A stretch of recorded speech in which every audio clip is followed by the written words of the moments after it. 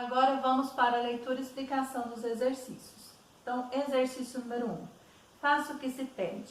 Letra A. O título do texto é Chico Bento em Os Pés. Observe como ele foi escrito. Falta uma letra na palavra pés. Explique o que foi feito e por quê. Então, por que o autor quis utilizar, dessa forma aí, tirando a letra e colocando aí um desenho de um pé? Então, explique por que aí utilizou dessa forma. Letra B. Explique o título e a sua relação com a história. Então, nós temos aqui Chico Bento em Os Pés e a relação da história, o acontecimento da história aí. Então, qual que é a relação do que aconteceu na história com o título aí? Você vai fazer essa relação. Letra C. Em sua opinião, o título é atraente e chama a atenção do leitor para a leitura do texto? Por quê?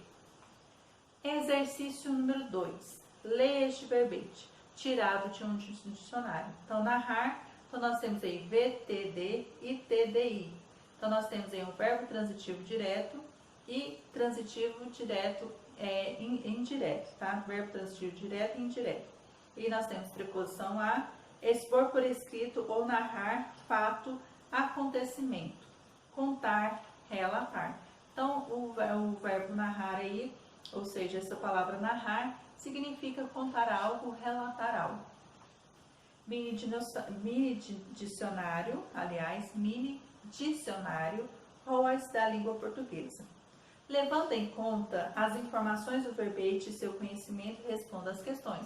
Então, essa questão de conhecimento aqui é o que já estudamos, tá? Então, levando em conta o que já é sobre o verbete, o que nós conhecemos, o que vocês já conhecem, então vocês vão responder aqui. Letra A. A história em quadrinhos é um texto narrativo? Justifique sua resposta. Então, como já falei no início, do vídeo introdutório, tá? Nós já sabemos o que é esse tipo de história em quadrinhos aí. B. Por que o texto recebe o nome de histórias em quadrinhos? Então, nós já falamos sobre isso também, nas primeiras aulas, quando tivemos aí trabalhando sobre o gênero HQs. Letra C. Como são introduzidas as falas dos personagens em texto como esse? Então, nós trabalhamos, principalmente na aula online, tivemos essa trabalhando. Então, vocês sabem responder aí. Exercício número 3.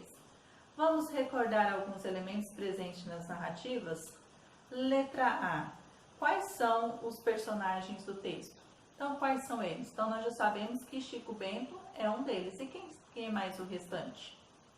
Letra B. Quem é o protagonista da história? Então, o protagonista é o personagem principal de uma história aí, tá bom? Então, quem que é? Então, já sabemos quem é. Então, apenas acrescente aí. Letra C. Onde se passa a história? Letra D. Qual é o fato narrado? Ou seja, qual que é o enredo, a ação que está acontecendo aí na história?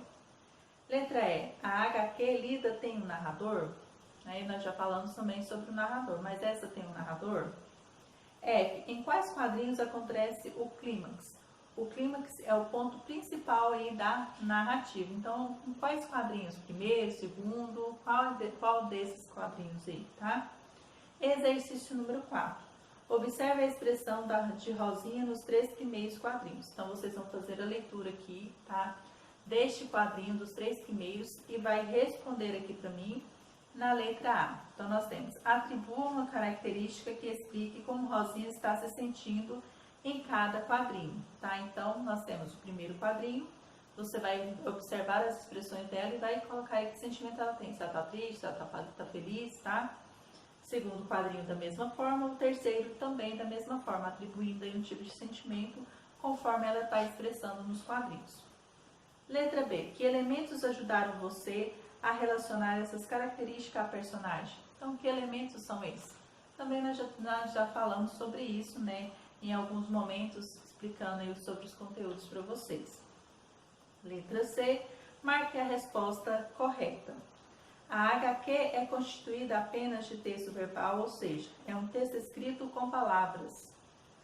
A HQ é constituída apenas de texto não verbal, ou seja, é um texto produzido por meio de imagens. E a última alternativa, a HQ é constituída de texto verbal e não verbal, ou seja, é um texto produzido por meio de imagens e texto escrito.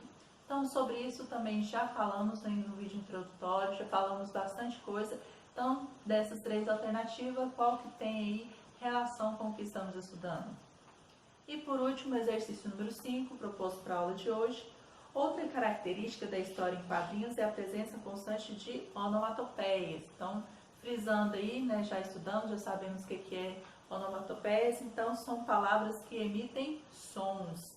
Então, observe os balões que seguem, localize as onomatopeias e escreva ao lado, aliás, escreva embaixo aí, tá? Vocês vão escrever embaixo de cada quadrinho o sentido que cada uma, sentido de cada uma delas. Então, vocês vão escrever aí abaixo, tá? O sentido de cada uma delas. Então, nós temos aí a letra A, carran, carran, os pés da gente. Então, o que vocês vão encontrar na onomatopeia e dizer o que significa. Letra B.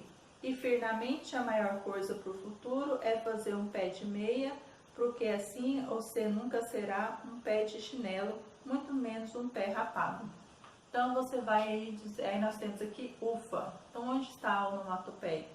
E a letra C, que o que você vai levar, zelelê, se não tirar as mãos da minha merenda.